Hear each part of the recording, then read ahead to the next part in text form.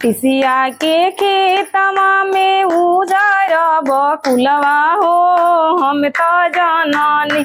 हमरा मुन्ना जी के पापा हो, हम तो जननी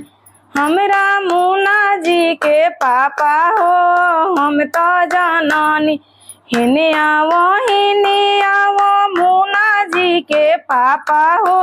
हिने आवो सासू देवता ना जगवली हो, हिने आवो सासू देवता ना जगवली हो, हिने आवो जब सासू देखेली पियर पीतम्बरी हो, झटे पटे सासू देवता जगवली हो, झटे पटे सासू देवता जगवली हो, झटे पटे गो हिने आवो मुन्ना जी के पापा हो, हिने आवो गोतिन मेवाना बनवली हो,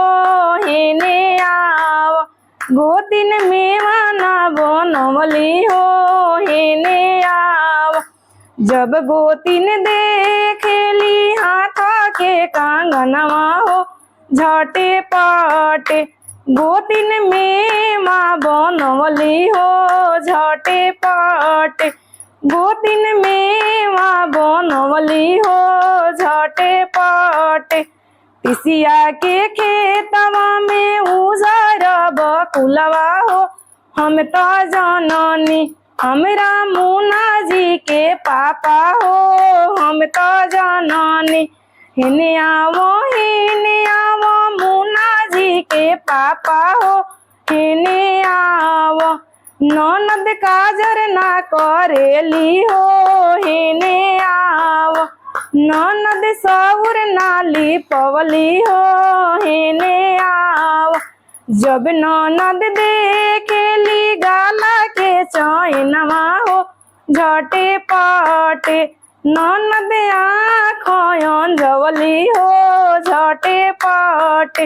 ननद सौरी में समैली हो, झटे पटे ननद सौरी में समैली हो, झटे पटे हिने आवो मुन्ना जी के पापा हो, हिने आवो।